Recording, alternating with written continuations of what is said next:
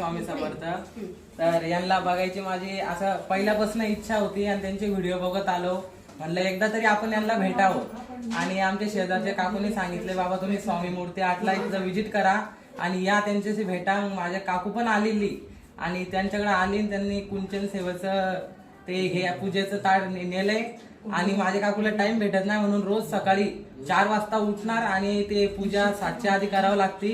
तर ती पूजा करते आणि मग सगळं आवरून तिथं कामाला जाते आणि हे पूजेचा आम्हाला खूप हे झाले, फायदा झालाय आणि आणखी चांगला आहे। आणि तुम्ही पण स्वामी मूर्ती आर्ट मध्ये इथं आपल्या चिंचवडमध्ये वाल्लेकरवाडी इथं या आणि तुम्ही पण ताईंशी भेटा आणि त्यांचा हे घ्या।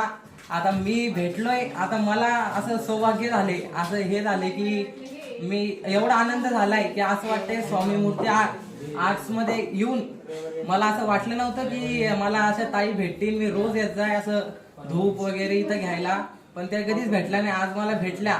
आई तुळजाभवानी सारखंच त्यांचं रूप आहे आणि मला त्यांचं दर्शन लाभलंय, तर मी त्यांचे आभारी आहे। आणि श्री स्वामी समर्थ।